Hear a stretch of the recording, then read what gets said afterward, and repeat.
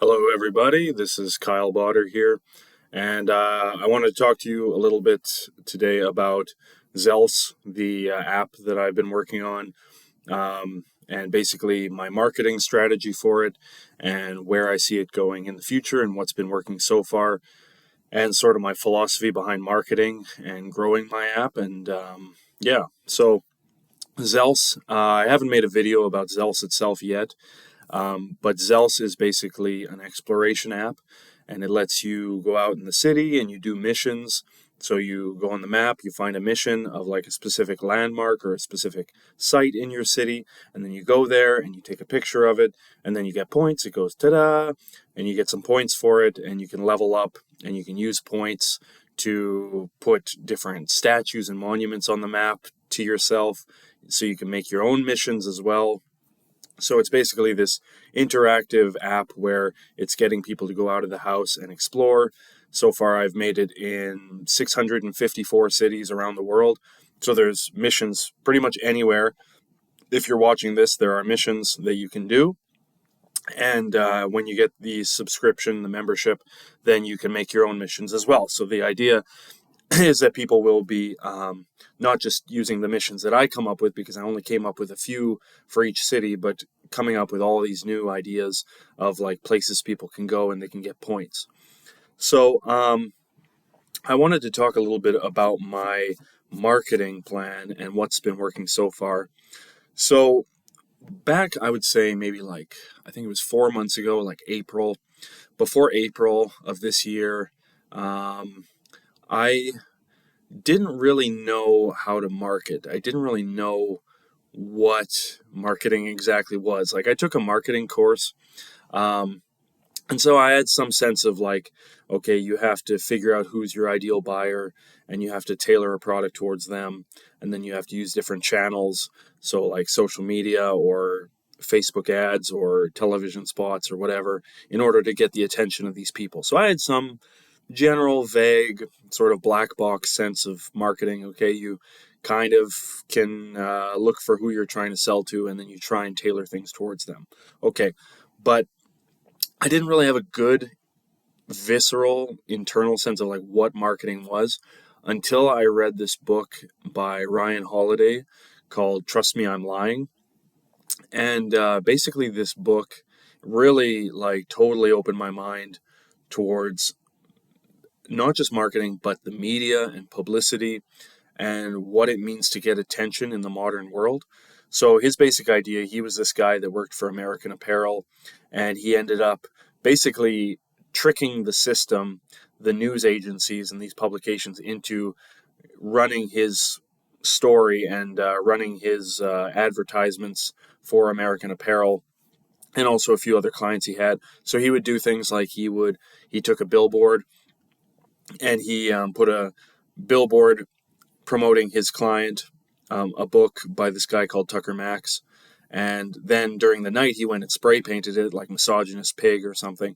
And then he took pictures of it and sent the pictures to a news agency and was like, oh, look, people are defacing this billboard. There's, so much, commotion around it.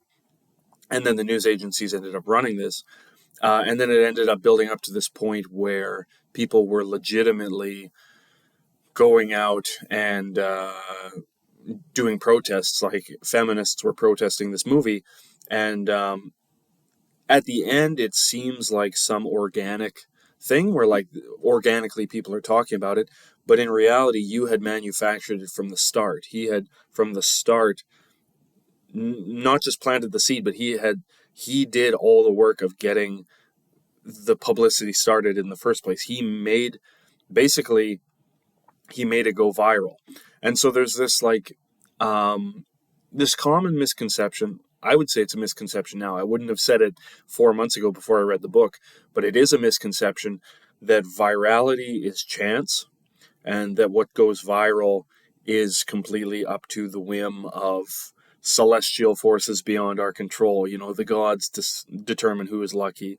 They bestow virality on one person and they take virality away from another. And the hand of God is behind everything. And it's beyond human comprehension. It's beyond our ability to understand it. You just have to pump out your social media videos, pump out your videos on TikTok or whatever, and, the gods of virality will bless you if you are so lucky.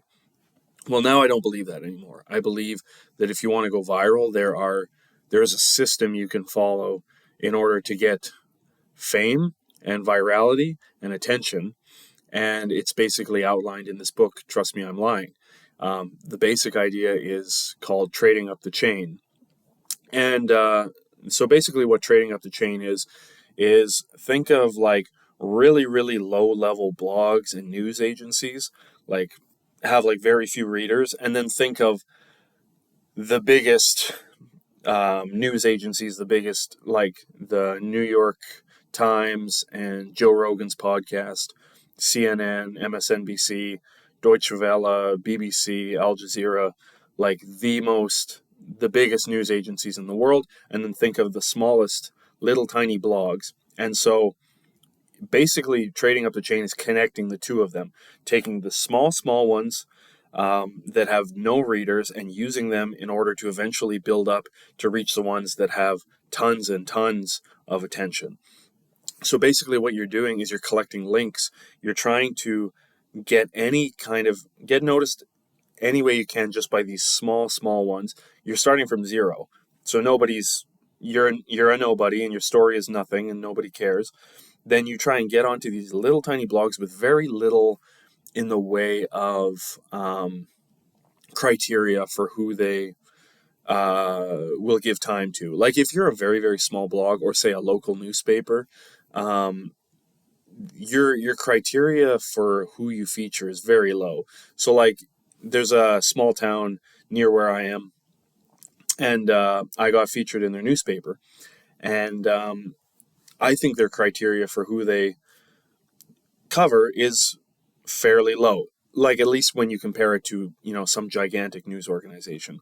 They're not covering celebrities, they're not covering CEOs, famous people. They're covering local stories. So these are basically nobodies, if you can use a pejorative way, but it's true. Like they don't have mass following by any means. Like these are like local interest stories.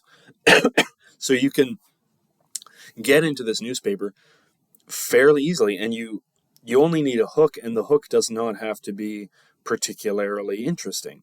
Like the hook does not have to be outrageous. You don't have to manufacture some, life-changing thing. It's like, my business does this. Can I talk about it? Or would it be interesting to write a story about it? And they'll often be very happy to, because I think what people, which this book, Trust Me, I'm Lying, really elucidated, was there's this idea that the news is this like walled city, it's got these thick concrete walls and, with these big watchtowers, and the news, they're in their citadel and you're out here, and they never cover the peasants. Well, the truth is, like, the people, the reporters and whatnot that work in these news agencies are not rich. They are not rich people, and they are relying on stories for their lifeblood. They're relying on stories in order to continue their operation day by day. And in the case of blogs, they are looking for clicks and attention. And so the more they cover, the more money they get. And so, there's kind of a symbiotic relationship between the person who runs the news agency and the person looking to get their story published, because they need you just as much as you need them. It's not this thing where you are begging for them to cover you. They also want to cover you because they want a story as well. So it's a symbiotic relationship. And if you think about it, it really, you kind of peek behind the curtain a little bit, because you see that news agencies, for the most part, these are not rich people that, work at these places. They are salaried employees or hourly employees, and they are trying to do whatever they can to get a story and make it through the day and get more attention for their newspaper. And so they're doing whatever they can to get attention. So basically, back to trading up the chain, you have the smaller news organizations, and then, like I said, you have the big celestial ones, like, okay, so you've got a small business or something, and it's like, what would be like the ultimate place where you want where you would love to be on for people to hear about your business, or just to promote yourself, your own brand? People would say like Joe Rogan, because he gets millions and millions of views for every episode. Like, everybody watches Joe Rogan. Whether you like Joe Rogan or not, it doesn't matter. Like, you can use other examples. You can use CNN or the New York Times or the Guardian or whatever, the BBC, like whatever giant news organization you can think of. You would love to be on that because it would give you so much publicity. Suddenly you'd be swamped with attention because you're on these things. But obviously, me going to Joe Rogan, there's no way whatsoever that I'm going to get on Joe Rogan. And most people understand that. Like, there's no, it's impossible. And it is impossible from where I am right now. But the thing with trading up the chain, moving up bit by bit, is you start with those lower ones. Just get on some local newspaper, something, really low level, without much criteria. Once you get that, you can use a link to that in the next email you send to the next one. So you've got links to this one, and you can send it to another local paper or a small blog and be like, hey, look, I was covered by blah blah blah. Take an interest in, would you be willing to cover my story? And then if you got the first one, like the first, even if it's nothing, like it's a local source, it still gives you that tiny, tiny little bit of social proof, which says to the next one, like, oh, okay, somebody else covered them. It's less of a risk for me. I'm going to cover them too.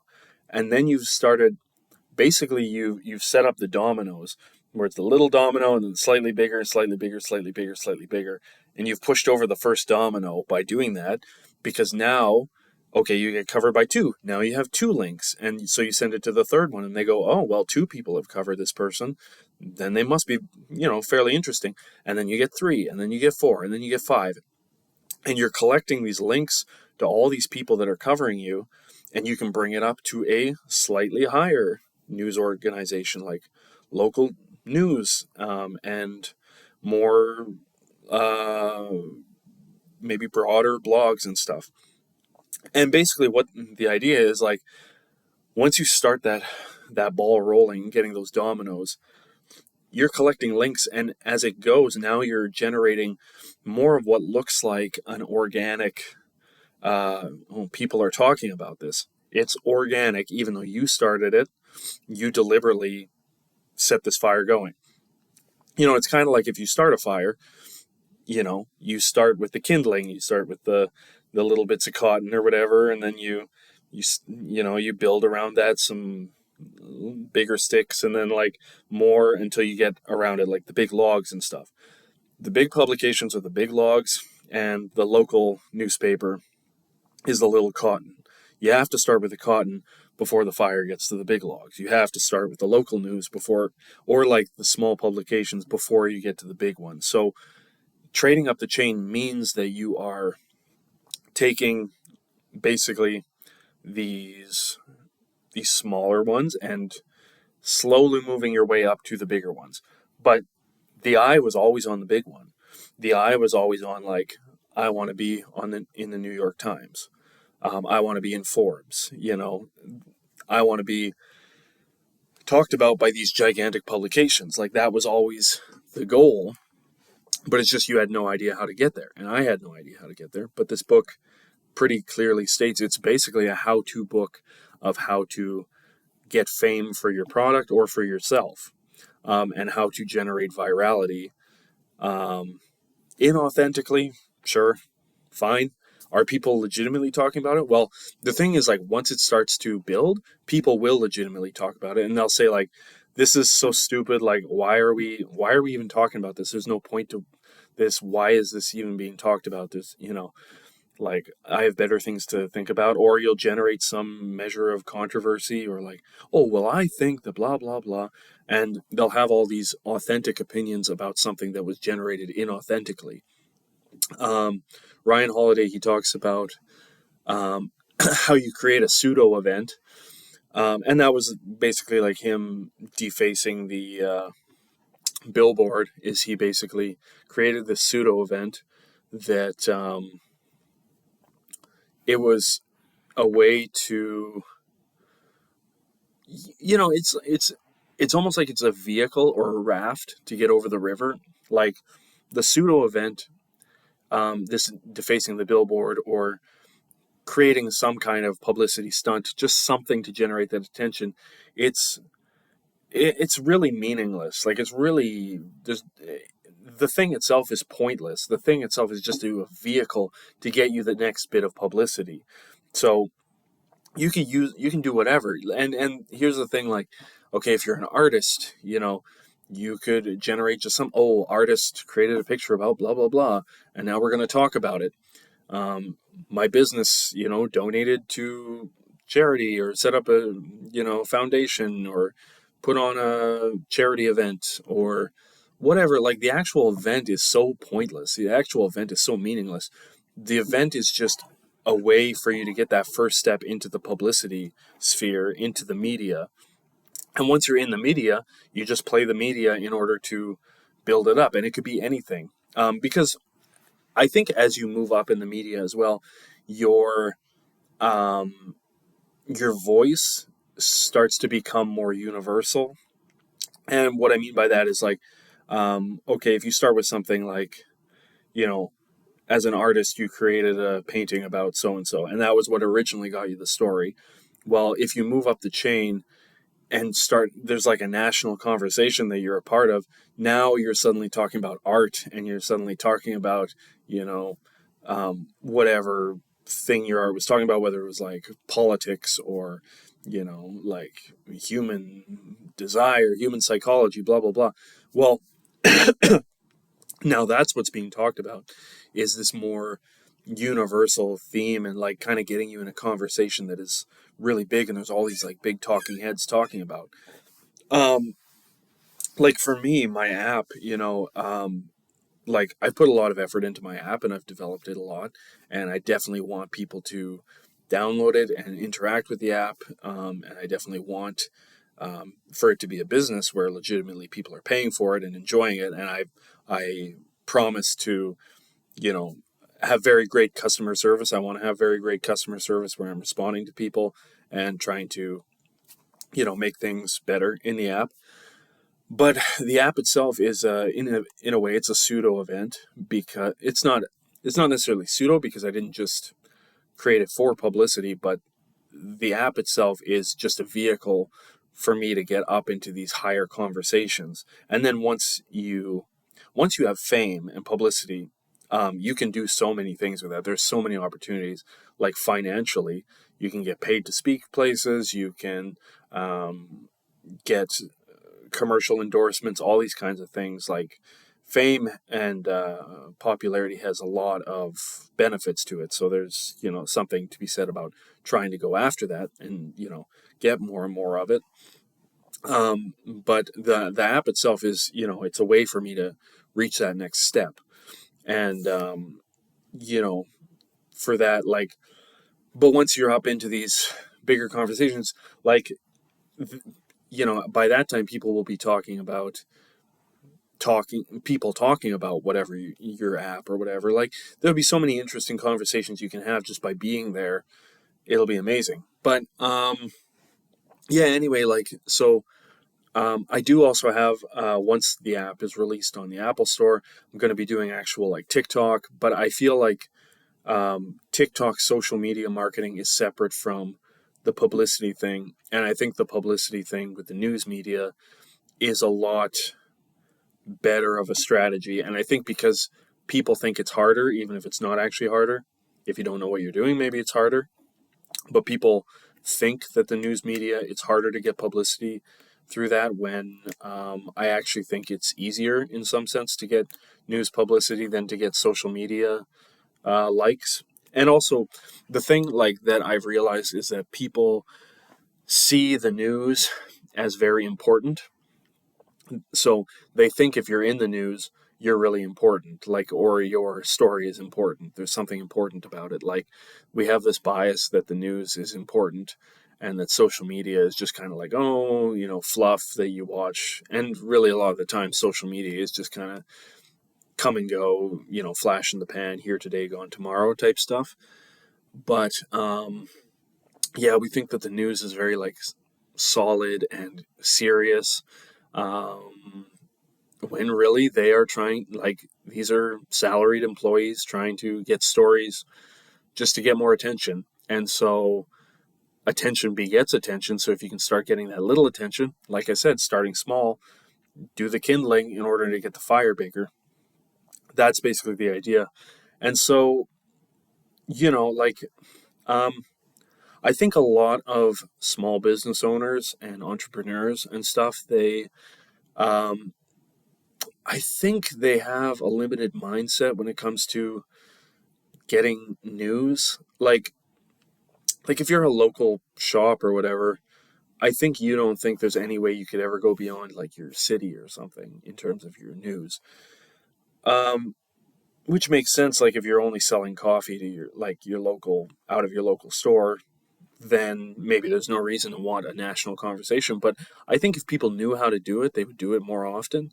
Um, it's just like with anything in life. If you don't know how to do something, the way to get it is going to be mysterious and ethereal.